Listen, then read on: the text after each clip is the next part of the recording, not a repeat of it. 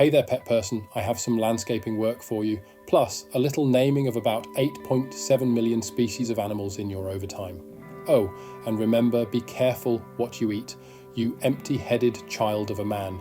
Genesis 2, 15 through 25, 15. And the Lord God took the man and put him into the Garden of Eden to dress it and to keep it. 16. And the Lord God commanded the man, saying, Of every tree of the garden thou mayest freely eat. 17. But of the tree of the knowledge of good and evil thou shalt not eat of it. For in the day that thou eatest thereof thou shalt surely die. I will reserve my reply to this clear threat of danger until the trap is actually triggered, as there is plenty to say. 18. And the Lord God said, It is not good that the man should be alone. I will make him an help meet for him. 19. And out of the ground the Lord God formed every beast of the field and every fowl of the air, and brought them unto Adam to see what he would call them. And whatsoever Adam called every living creature, that was the name thereof. 20. And Adam gave names to all cattle, and to the fowl of the air, and to every beast of the field. But for Adam there was not found an helpmeet for him. 21. And the Lord God caused a deep sleep to fall upon Adam, and he slept, and he took one of his ribs, and closed up the flesh instead thereof. 22. And the rib which the Lord God had taken from man, made he a woman, and brought her unto the man. 23. And Adam said, This is now bone of my bones, and flesh of my flesh. She shall be called woman, because she was taken out of man. 24. Therefore shall a man leave his father and his mother, and shall cleave unto his wife, and they shall be one flesh. 25. And they were both naked, the man and his wife, and were not ashamed. First off, we've got Adam, the original groundskeeper. Imagine the job interview. So, are you telling me you want me to maintain a huge garden all by myself without any tools? Or was it the entire planet? Genesis 1 wasn't clear on that point. Poor guy. Let's appreciate the sheer workload dumped on Adam. He's not just chilling in paradise. He's the head gardener and zookeeper. He not only tends to all the poppies needed to believe such a farce, but in his overtime, he is required to name every single animal in existence, from the Arctic fox to the penguin.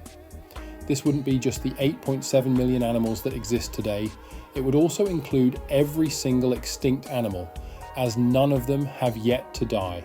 Like a magical conveyor belt from the Generation game, every animal just pops in and out of sight, and poor Adam has only just learnt how to talk and think.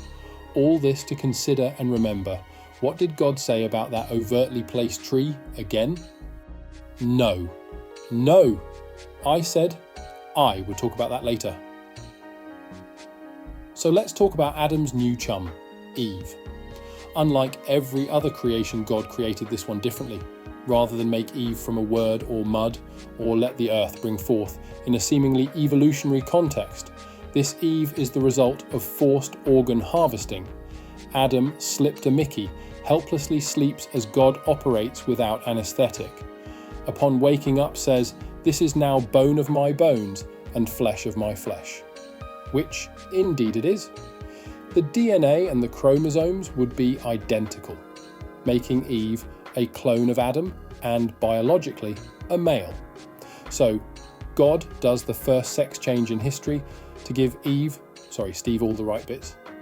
Sadly, the result of a genetic pool of only one being has only one outcome: extinction. Unless, of course, we go back to Genesis 1, where it is implied that man and women already existed, and now Adam can leave his mother and father's basement at the age of 30 to get jiggy with the chicks. The new book of Genesis 2, 15 through 25, 15.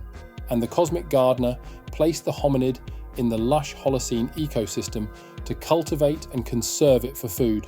The cosmic gardener being a pseudonym for evolution. 16. And the cosmic gardener instructed the hominid, saying, Consume freely from any plant within this verdant domain. 17. but refrain from ingesting the fruit of the cognitive enhancement tree, for such action may precipitate a rapid decline in physiological function. The fruit may be a toxin. 18.